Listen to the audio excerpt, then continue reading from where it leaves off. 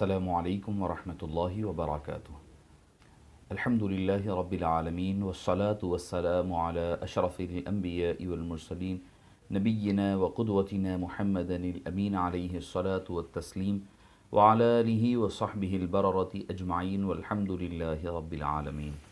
मुअज़्ज़ज़ सामीन किराम, शफ़ीक़ बुज़ुर्गों और अज़ीज़ साथियों, एक हदीस पाक जो अक्सर आप और हम कसरत के साथ सुनते रहते हैं और आजकल मौजूदा हालात में बहुत कसरत के साथ सुनने में आ रही है, वो हदीस पाक है मन कुन्तु मौलाहु फ़हाज़ा अलीयुन मौलाहु। इसके अल्फाज मुख्तलिफ़ है, मन कुन्तु मौलाहु फ़अलीयुन मौलाहु।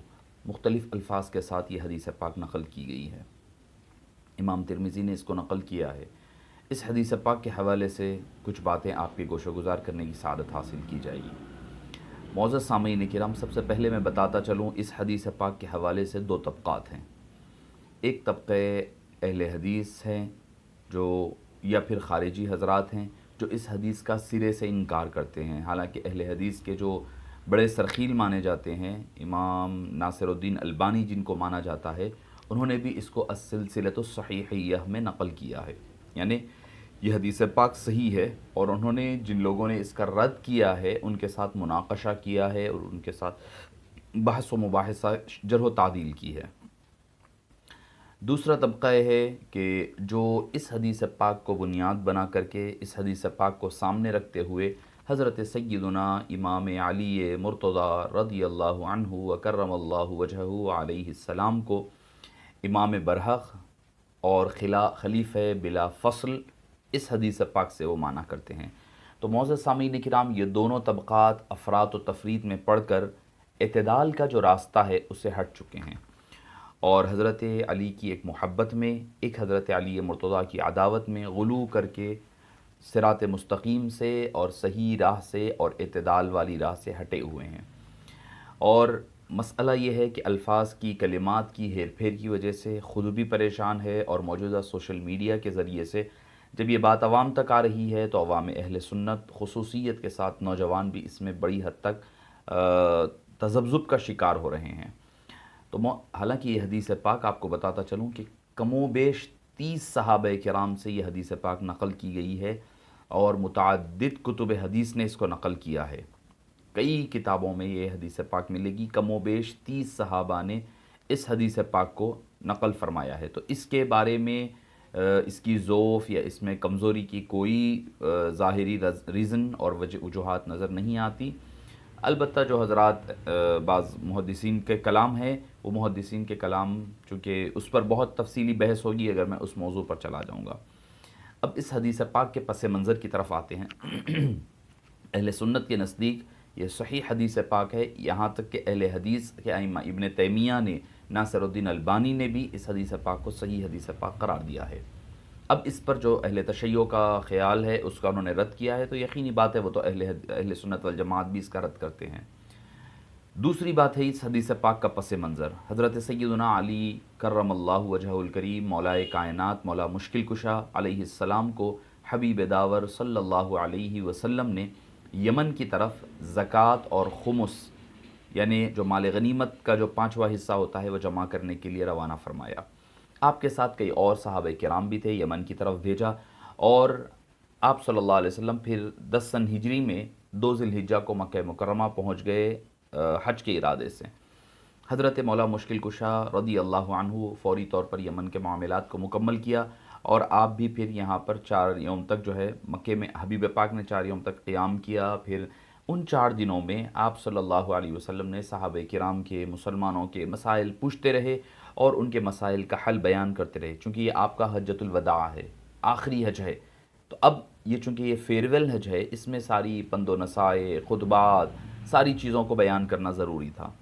अब हुआ ये कि कुछ हज़रात जो हज़रत मौला मुश्किल कुशा के साथ यमन के सफ़र में थे वो वापस आए और आकर हबीब पाक सल्लल्लाहु अलैहि वसल्लम से हज़रत मौला मुश्किल कुशा से मुताल्लिक़ कुछ शिकायत पेश की। आप उसको शिकायत कह सकते हैं।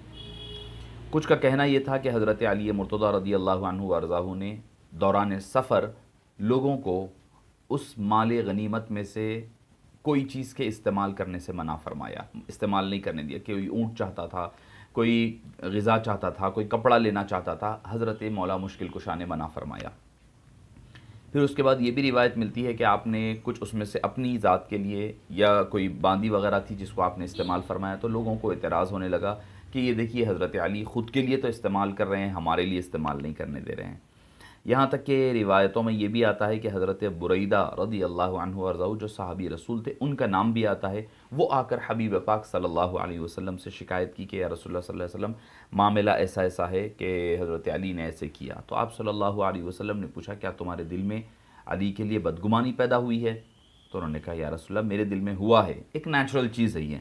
تب حبیب پاک صلی اللہ علیہ وسلم آگے تشریف لے گئے، حج کا قافلہ ختم ہو گیا تھا حج، اب قافلہ چل رہا ہے مدینہ منورہ کی طرف۔ اب مدینہ منورہ کا جو راستہ ہے، جو حضرات مدینہ مکہ وغیرہ کے راستوں سے واقف ہیں وہ سمجھ سکتے ہیں، مکہ مکرمہ سے جدہ سے ہم سیدھے جاتے ہیں تو رابغ سے پہلے ایک میقات آتی ہے جس کو جحفہ کہا جاتا ہے۔ جحفہ کے مقام سے بالکل ایک 7 کلومیٹر پیچھے مقام ہے جس کو کہتے ہیں غدیر خم، یا تو اس میں تالاب کا نام ہے جہاں پر ابھی بھی پانی ہے، آج اس کو حاضری کا شرف حاصل ہوا ہے، وہاں پر پانی ہے، اس ایریا اور اس مقام کا نام غدیر خم کہا جاتا ہے۔ اور وہ ایک ایسا علاقہ تھا، ایسا مقام تھا جہاں سے آپ کہہ لیں کہ بھئی چار طرف چار راستے، چورستہ تھا وہ، یمن والے یمن کی طرف نکلتے سیدھے، اور شام والے الگ راستہ لیتے، مدینے والے الگ راستہ، یمن والے الگ، تو ہر ایک کا راستہ وہاں سے علیحدہ ہونے لگتا۔ تو حبیب پاک صلی اللہ علیہ وسلم نے وہاں پر خطبہ ارشاد فرمایا، وہاں پر آپ صلی اللہ علیہ وسلم نے خطبہ ارشاد فرمایا۔ وہ ایریے اور مقام کا نام خم کی وادی کہا جاتا ہے یا غدیر خم کہا جاتا ہے۔ تو حضرت برا بن عازب رضی اللہ عنہ، حضرت زید بن ارقم رضی اللہ عنہما سے مروی ہے، وہ فرماتے ہیں کہ حبیب پاک صلی اللہ علیہ وسلم وہاں تشریف لائے اور ممبر لگوایا گیا، اور وہاں پر آپ صلی اللہ علیہ وسلم نے خطبہ دیا۔ پہلے تو کئی باتیں بیان فرمایا کہ میں انی ترکت فیکم الثقلین، میں تمہارے درمیان دو بھاری چیزیں چھوڑے جا رہا ہوں، بھاری وزنی چیزیں، ثقلین۔ کیا فرمایا؟ کتاب اللہ، اللہ کی کتاب، وعطرتی، اور میرے اہل بیت، عطرتی اہل بیتی، میری عطرت اہل بیت کون ہے؟ وضاحت بھی فرما دی، کتاب اللہ بھی ضروری ہے، عطرت یعنی اہل بیت بھی ضروری ہے۔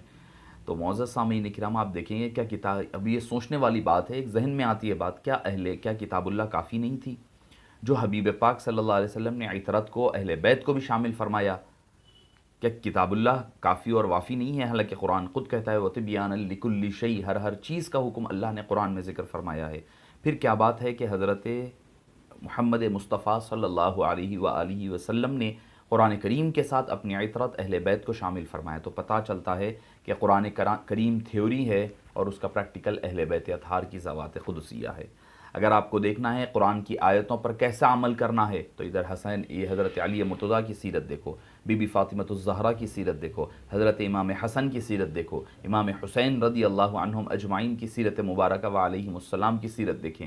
تو معزز سامعین کرام، حبیب پاک نے فرمایا کہ میں تم میں دو بھاری چیزیں چھوڑے جاتا ہوں، اگر تم ان دونوں کو تھام لوگے، تمسکا بہما فرمایا، ان دونوں کو، کوئی ایک کو نہیں، کسی ایک منزل پر بھی دونوں کو علیحدہ نہیں فرمایا حبیب پاک صلی اللہ علیہ وسلم، دونوں کو ساتھ معیت کے ساتھ بھیجا، فرمایا کہ اگر تم یہ ولن یتفرقا، اگر تم یہ دونوں کو میں جدائی نہیں ڈالو گے، علیحدہ نہیں کرو گے، یعنی قرآن پکڑ لیے اہل بیت کو چھوڑ دیے، اہل بیت کو پکڑ لیے قرآن کو چھوڑ دیے، تو آپ نے فرمایا کہ لن تضلوا بعدی، تم میرے بعد ہرگز گمراہ نہیں ہوگے، اگر شرط لگائی کہ تم ان دونوں کو مضبوطی سے تھام لو، حتیٰ یرید علی الحوض، یہاں تک کہ یہ دونوں ملے ہوئے، تثنیہ کا صیغہ استعمال، ڈبل صیغہ استعمال فرمایا، کیا کہتے ہوئے؟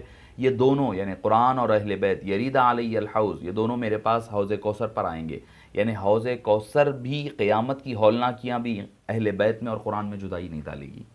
تو اس قدر مقام اہمیت کے ساتھ حبیب پاک نے اس قدر جامع الفاظ کے ساتھ بیان فرمایا کہ یہ دونوں میں جدائی کبھی نہیں پڑے گی۔ تو مطلب کیا؟ قرآن حق ہے تو اہل بیت بھی ہر وقت حق پر رہیں گے، چاہے حضرت مولا مشکل کشا ہو، کا جنگوں کا معاملہ ہو، امام حسن مجتبیٰ کا معاملہ ہو، امام حسین کا معاملہ ہو، قیامت تک فرمایا کہ حتیٰ یرید علی الحوض، جب تک کہ یہ حوض پر آئیں گے میرے پاس، حوض کوثر پر، یہ دونوں میں جدائی نہیں ہوگی۔ تو معزز پھر اس کے بعد فرمایا میں یہاں دیکھوں گا تمہیں حوض کوثر پر کہ تم نے ان کا حق ادا کیا یا نہ کیا۔ یہ حدیث پاک بیان فرمانے کے بعد آپ صلی اللہ علیہ وسلم نے صحابہ سے سوال کیا، کیا تم نہیں جانتے کہ میں مومنین کی جانوں سے زیادہ ان کا محبوب ہوں؟ میں کیا تمہارا محبوب نہیں ہوں؟ انہوں نے کہا یا رسول اللہ بلا کیوں نہیں یا رسول اللہ؟ آپ نے فرمایا کیا تم نہیں جانتے کہ میں ہر مومن کی جان سے زیادہ اس کو محبوب ہوں؟ تمام نے کہا یا رسول اللہ بالکل آپ بجا فرما رہے ہیں، یقیناً ہے، بلا کیوں نہیں؟ تب آپ نے پھر پوچھا اے اللہ جس کا میں محبوب ہوں، جس کا میں مولا ہوں، علی اس کا مولا ہے، من کنت مولاہ فعلی مولاہ، اے باری تعالیٰ میں جس کا مولا ہوں علی اس کے مولا ہے۔ پھر فرمایا اے باری تعالیٰ تو اس سے محبت فرما جس سے جو علی سے محبت کرتا ہے، اور جو علی سے بغض عداوت رکھتا ہے تو اس سے بغض اور عداوت رکھ۔ یہ حدیث پاک حبیب پاک صلی اللہ علیہ وسلم نے بیان فرمائی ہے۔ اب حدیث پاک کا پس منظر تو آپ کے گوش و گزار میں کر چکا تھا۔ اب اس حدیث پاک سے پہلی بات یہ ثابت ہوتی ہے کہ اللہ کے حبیب صلی اللہ علیہ وسلم نے حضرت علی مرتضیٰ کی مولائیت کا اعلان فرمایا ہے۔ اس سے بڑی یقیناً خوشی کی کوئی بات نہیں ہے۔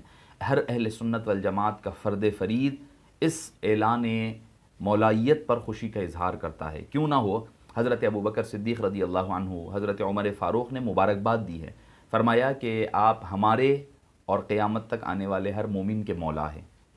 تو یقیناً مبارکبادی کا موقع ہی تھا، تبھی تو حضرت صدیق اکبر نے مبارکباد دی، حضرت فاروق اعظم نے مبارکباد دی۔ تو پتہ چلتا ہے کہ یوم مولائیت علی مرتضیٰ رضی اللہ عنہ جو 18 ذی الحجہ کے دن 10 سن ہجری کی بات ہے، تو اس دن پیش آیا، تو اس دن مبارکبادوں کا تبادلہ کرنا، ایک دوسرے کو مبارکباد دینا یا خوشی کا اظہار کرنا، یہ سیدنا صدیق اکبر کی بھی سنت ہے، حضرت سیدنا فاروق اعظم کی بھی سنت ہے رضی اللہ عنہم اجمعین۔ اب رہی بات کہ اس کا دوسرا پس منظر ہے۔ اچھا، اب یہاں پر اگر آپ کو دیکھنا پڑے گا تو مولا کے معنی کیا ہوں گے، چونکہ مختلف معنی مختلف حضرات استعمال کرتے ہیں، جس کی وجہ سے کئی مقامات پر لوگوں میں شکوک و شبہات پیدا ہو جاتے ہیں، اور چونکہ اہل تشیع حضرات نے اس کے دوسرے معنی لیے ہیں، مولا کے معنی انہوں نے دوسرے لیے ہیں ولایت سے، تو اس کے بارے میں حضرت ابن اثیر علیہ الرحمہ جو لغت کے مشہور محقق ہے اور لغت دان ہیں، انہوں نے مولا کے تحت لکھتے ہیں کہ ایسا لفظ ہے جس کے کئی معنی آتے ہیں، کثیر المعانی یہ لفظ ہے، اور اس کے معنی آپ بیان فرماتے ہیں کہ مولا کے معنی پہلا لفظ فرماتے ہیں کہ پروردگار رب، دوسرا مالک، تیسرا فرمایا سردار، چوتھا فرمایا محسن، پانچواں فرمایا آزاد کرنے والا، چھٹا فرمایا مددگار، ساتواں فرمایا محبت کرنے والا، آٹھواں فرمایا فرما بردار، نواں فرمایا پڑوسی، دسواں فرمایا ابن امی ہی یعنی چچا زاد بھائی، گیارہواں فرمایا عہد و پیمان کرنے والا یعنی جو وعدہ کیا ہے اس کو پورا کرنے والا، نمبر 12 فرمایا عقد کرنے والا یعنی کسی کے ساتھ ڈیلنگ کرنے والا، 13واں فرمایا کہ داماد، چوتھا فرمایا غلام، 14واں فرمایا، 15واں فرمایا آزاد کردہ یعنی آزاد کیا ہوا، اور 16واں فرمایا احسان مند یعنی جس پر احسان کیا جائے تو احسان کا حق ادا کرنے والا۔ تو معزز سامعین کرام، اتنے کثیر معنی اس لفظ کے ملتے ہیں۔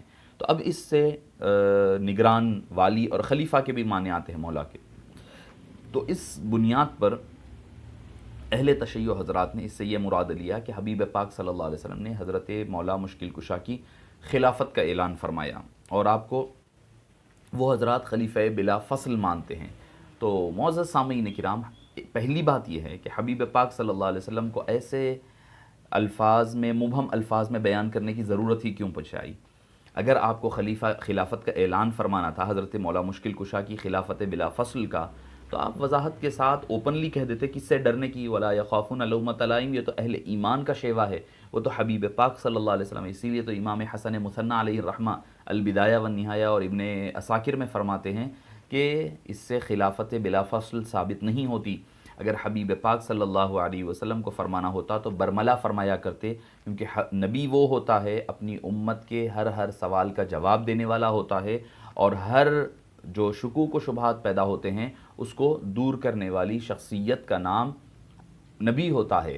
تو معزز سامعین کرام، حبیب پاک صلی اللہ علیہ وسلم کو ایسا لفظ جس میں مبہم ہو، مولا جو کہہ کر کے مبہم لفظ کہنے کی ضرورت ہی پیش نہ آتی، کیونکہ اس کے علاوہ کئی اور دوسرے احادیث ہے جو خلافت سیدنا صدیق اکبر، فاروق اعظم وغیرہ دوسری ثابت، یہ الگ ایک عنوان اور الگ موضوع ہے۔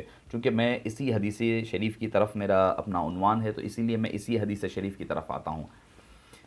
اس حدیث پاک میں ایک اور بات ہے کیا ہے؟ فرمایا کہ ولایت اور عداوت کو دونوں کو ساتھ ساتھ ذکر فرمایا حبیب پاک صلی اللہ علیہ وسلم نے۔ اب رب کا لفظ حضرت علی کے لیے، حبیب پاک دونوں کے لیے استعمال نہیں ہو سکتا۔ پروردگار کا، رب کا، پروردگار کا، یہ لفظ تو استعمال نہیں ہو سکتا چونکہ رب اللہ ہی کے لیے سزاوار ہے۔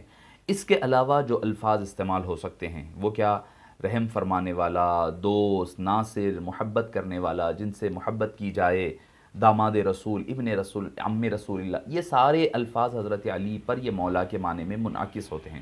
یعنی جو الفاظ حبیب پاک صلی اللہ علیہ وسلم کے لیے سزاوار ہیں، وہ یعنی محبت کرنے والا، چاہنے والا، دوست رکھنے والا، ناصر، مددگار، وہی سارے معنی حضرت علی مرتضیٰ کرم اللہ وجہہ الکریم کے لیے بھی استعمال ہو سکتے ہیں۔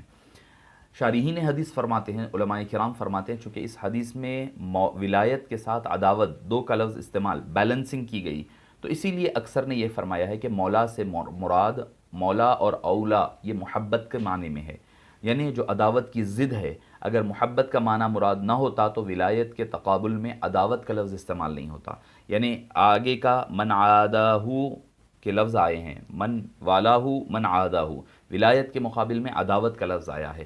تو ولایت بمعنی محبت لیا ہے کچھ شارحین حدیث نے، اور دوسرا معنی چونکہ عداوت کے مقابل میں ولایت آیا ہے تو عداوت دشمنی کو کہتے ہیں، بغض اور اناد کو کہتے ہیں، تو اسی لیے محبت کرنے والے، ادب کرنے والا، تعظیم کرنے کے معنی لیے گئے۔ تو معزز سامعین کرام، حضرت سیدنا علی مرتضیٰ رضی اللہ عنہ وارضاہ کی ولایت اور آپ کا یہ تو اعلان ولایت ہے۔ ہم یہ نہیں سمجھتے کہ صرف ایک دن کے لیے آپ ولی ہے، نہیں، صرف 18 ذی الحجہ آپ کی ولایت نہیں ہے، آپ کی ولایت تو آپ کی پیدائش سے پہلے سے ولایت چل رہی ہے، صبح قیامت تک آپ کی ولایت کا یہ باب، یہاں تک کہ بعد از قیامت بھی آپ کی ولایت کا باب اوپن ہے، کھلا ہوا ہے، اور آپ کی ولایت جاری ہے۔ ہم سب آپ کے گدا ہیں، آپ ہمارے والی اور مولا ہیں۔ اگر مولا کا لفظ سے خلافت بلا فصل مراد لیا جائے گا تو ایک مشکل آئے گی، وہ یہ ہے کہ حبیب پاک صلی اللہ علیہ وسلم نے حضرت سیدنا زید بن حارثہ رضی اللہ عنہ کے لیے بھی مولا کا لفظ استعمال فرمایا ہے۔ حدیث بخاری شریف ہے، صلح حدیبیہ کے بعد حضرت سیدنا امیر حمزہ رضی اللہ عنہ کی ایک صاحبزادی تھی، بعض نے کہا حضرت امامہ تھی وہ، تو ان کے بارے میں اختلاف پیدا ہوا کہ کون ان کو لے۔ حضرت جعفر نے کہا کہ میں لوں گا، حضرت علی کہنے لگے کہ میں لوں گا، اور حضرت زید بن حارثہ نے کہا کہ میں ان کو پالوں گا اور میری ذمہ داری میں آئے گی وہ، چونکہ ان کی کفالت کا مسئلہ تھا، مکے میں تھی۔ حضرت علی نے کہا کہ وہ میری چچیری بہن ہے، چچا کی بیٹی ہے، تو میں لوں گا، میرا ایک رشتہ ہے۔ حضرت جعفر نے کہا وہ تو رشتہ میرا بھی ہے، پلس یہ کہ ان کی خالہ جو ہے میرے رشتے میں ہیں، میری اہلیہ ہے۔ حضرت زید نے کہا کہ حضرت امیر حمزہ میرے رضائی بھائی ہیں، ثویبہ نے رضی اللہ عنہ نے دونوں کو دودھ پلایا تھا، حضرت زید بن حارثہ کو، زید کو اور ان کو۔ تو فرمانے لگے کہ جب معاملہ نزاع بڑھنے لگا تو حبیب پاک صلی اللہ علیہ وسلم کے دربار میں بات پہنچی، تو آپ صلی اللہ علیہ وسلم نے فرمایا حضرت جعفر کے بارے میں کہ تم میرے خلق میں اور خلق میں دونوں میں تم میرے مشابہ ہو، یعنی اخلاق میں، کردار میں تم میرے مشابہ، تینوں کی تعریف فرمائی، تینوں کے بارے میں ایک حدیث کا ٹکڑا ارشاد فرمایا۔ حضرت علی کو فرمایا انت منی و انا منکا، اے علی میں تم سے ہوں، تم مجھ سے ہو۔ حضرت زید کے بارے میں فرمایا انت اخونا و مولانا، تم ہمارے بھائی ہو اور ہمارے مولا ہو۔ ایک دوسری حدیث میں انت مولائی و منی فرمایا، یہ حدیث پاک بھی طبقات سعد میں تھی، اور جو میں پہلی حدیث پاک بیان کر رہا تھا سارا واقعہ وہ صحیح بخاری شریف میں موجود ہے۔ تو معزز سامعین کرام، اگر مولا کے معنی خلافت بلا فصل کے لیے جائیں گے تو ایسی صورتحال میں مشکل یہ آئے گی کہ ہمیں پھر حضرت زید بن حارثہ کو بھی مولا اور خلیفہ بلا فصل ماننا پڑے گا، چونکہ مولا کا لفظ ان کے لیے بھی استعمال ہوا ہے۔ تو معزز سامعین کرام، یہاں پر مولا کی تخصیص، مولا مشکل کشا، ہم تو ہر لمحہ جب بھی پکارتے ہیں وہ مولا مشکل کشا کے نام سے پکارتے ہیں، مولا کائنات کہا کرتے ہیں۔ تو معزز سامعین کرام، جب بھی ہمارے لیے کوئی 18 ذی الحجہ کا خاص دن عید غدیر منانے، عید غدیر یقیناً اس دن اہتمام کریں، اور یہ بھی میں عرض کروں کہ 18 ذی الحجہ حضرت سیدنا عثمان غنی رضی اللہ عنہ وارضاہ کی شہادت کا دن ہے، اتفاق اجماع پر۔ ہم تو جماعت کے ماننے والے ہیں نا، اہل سنت والجماعت ہے ہمارا شیوا، ہم جماعت جس پر اجماع ہوتا ہے اس کو مانتے ہیں۔ تو ہماری اہل سنت والجماعت کی پہچان ہی یہ ہے جس پر سارے اتفاق کرتے ہیں۔ ایک روایت ملے گی ایام تشریق کی، 12 کی، 14 کی، ہمیں تنہا روایت سے نہیں بلکہ ہمارے اکابرین نے جس پر اجماع فرمایا ہے، ہمارا نام ہی اہل سنت والجماعہ ہے۔ جب ہم جماعت کو ماننے والے ہیں تو پھر ہر معاملے میں اجماعی جو عقیدہ ہوتا ہے، اجماعی جو فیصلہ ہوتا ہے اس کو مانا جائے گا، نہ کہ انڈیویجول ایک آدھ خبر واحد یا ایک روایت کو۔ تو چونکہ حضرت عثمان غنی رضی اللہ عنہ کی شہادت بھی 18 کو ہوئی ہے، حضرت مولا مشکل کشا کی ولایت کا اعلان بھی، میں اعلان کہہ رہا ہوں، آپ کی ولایت مولا بنے نہیں، ولایت کا صرف اعلان ہوا ہے، مولا تو بچپنے سے ہے جیسے میں نے عرض کیا ہے، تو آپ کی ولایت کا اعلان بھی اسی دن ہوا ہے۔ تو اب کیا کیا جائے؟ اب تذبذب کا شکار ہے۔ اب اہل تشیع حضرات تو اس دن عید غدیر مناتے ہیں، ان کا دل میں مرا ارادہ کیا ہے، مقصد کیا ہے، اللہ بہتر جانتا ہے، مگر چونکہ وہ نام عید غدیر کے نام سے ان کے پاس معروف اور مشہور ہے، تو لہٰذا ہم اس نام کے ساتھ، عید غدیر کے ساتھ ہم استعمال نہ کریں۔ اگر حضرت عثمان غنی رضی اللہ عنہ و ارضاہ کا تذکرہ، ذکر خیر ہو رہا ہے، آپ کے ذکر خیر کے ساتھ حضرت مولا مشکل کشا کی ولایت کا جو اعلان ہوا ہے اس کو بھی شامل فرما لیں اور یوم الختنین منا لیں، یعنی دونوں دامادوں کے دن کا اہتمام کر لیں، تو اگر آپ حضرت علی کا ذکر کر لیں گے تو خارجیت کا رد ہو جائے گا، حضرت عثمان غنی رضی اللہ عنہ، عثمان بن عفان رضی اللہ عنہ کا ذکر کر لیں گے تو اہل تشیع کا بھی رد ہو جائے گا، تو اعتدال دونوں جگہ قائم ہو جائے گا۔ مگر چونکہ عید غدیر کہنے سے ایک تشیع کا، اہل تشیع کا جو ہے ایک چھاپ آ رہی ہے، تو لہٰذا عید کے لفظ کے ساتھ، عید غدیر کے ساتھ ہمیں اس کی ضرورت بھی نہیں ہے۔ اور مولا مشکل کشا کی شان اتنی اعلیٰ اور عرفہ ہے، ان کے لیے ایک عید کیا، ایک عید بھی ان کے لیے چھوٹی ہے، اور حضرت آپ صلی اللہ علیہ وسلم نے ان کے جو بے شمار فضائل مناقب بیان فرمائے ہیں، کسی اور صحابی کے اتنے فضائل و مناقب حبیب پاک صلی اللہ علیہ وسلم کی احادیث کا ذخیرہ احادیث میں نہیں ملتے جتنے کہ مولا مشکل کشا رضی اللہ عنہ علیہ الصلاۃ والتسلیم کے ملا کرتے ہیں۔ تو معزز سامعین کرام، ایک شعر ہے جو عاجز کا ہے، میں ہوں جس کا مولا، علی اس کے مولا، حدیث نبی ہے کہاوت نہیں ہے۔ تو معزز سامعین کرام، جس قدر ہو سکے نزاع سے بچیں اور اختلافات سے، ٹکڑیوں میں بٹنے سے بچیں۔ اہل سنت والجماعت کا شیرازہ معمولی وجوہات کی وجہ سے، چھوٹی چھوٹی باتوں کی وجہ سے نہ بکھیریں۔ وہی بات عرض کر رہا ہوں میں، ابھی حضرت عمر فاروق رضی اللہ عنہ کا یوم بھی آئے گا، یوم شہادت، تو ہمارے پاس جو اجماعی، جو اہل سنت والجماعت کا کئی سالوں سے چلا آ رہا ہے، انہی تواریخ کا اہتمام کریں، اس میں ہماری بھلائی ہے۔ ہم مقلد ہیں، ہم مجتہد نہیں ہیں، ہم تقلید کرنے والے ہیں، ہم کوئی تحقیق کرنے والے لوگ نہیں ہیں۔ ہمارے بڑوں نے تحقیق کر دی ہے، کر ہمارے لیے ریڈی میڈ بنا کر کے پیش کیا ہے، اب ہمارا کام اس پر عمل کرنا ہے، نہ کہ نئی تحقیق کر کے نیا نظام پیدا کرنا ہے۔ وصلی اللہ تعالی وسلم علی خیر خلقہ سیدنا محمد وعلی آلہ وصحبہ اجمعین والحمد للہ رب العالمین۔